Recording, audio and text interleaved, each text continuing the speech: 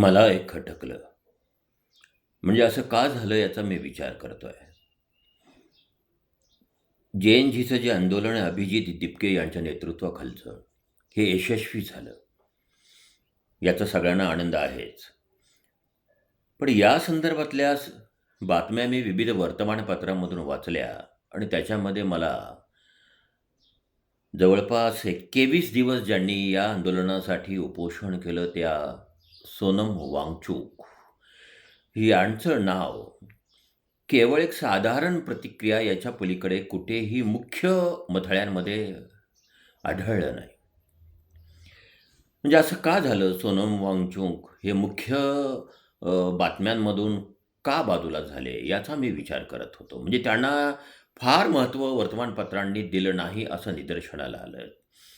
पण मला असं वाटतं त्याचं कारण स्वतः सोनम वांगचुक आहेत की काय असं मला वाटायला लागलंय. कारण काय की ते जेव्हा रुग्णालयामध्ये दाखल होते, ॲडमिट होते, उपचार घेत होते आणि त्यावेळेस त्यांनी अ, अ, ज्या ज्या सत्तेच्या विरोधात त्यांनी उपोषणं केली, त्याच सत्तेतील मंत्र्यांच्या हातून त्यांनी ते उपोषण सोडलं. हे बहुतेकांना आवडलेलं दिसत नाही असं वाटतं. बरं त्याच्या अगोदर उपोषण सोडण्याच्या अगोदर वांगचुक यांनी या आंदोलनाचे जे नेतृत्व करणारी जी मंडळी होती, म्हणजे या आंदोलनाचा नेता अभिजित दिपके असेल किंवा सौरभ दास असतील किंवा अजून दुसरे मंडळी असेल किंवा योगेंद्र यादवांसारखे पाठीमागे एक विचार देणारी मंडळी होती. तिथे शबाना आझमी पण आल्या होत्या, नसीरुद्दीन शाह पण आले होते.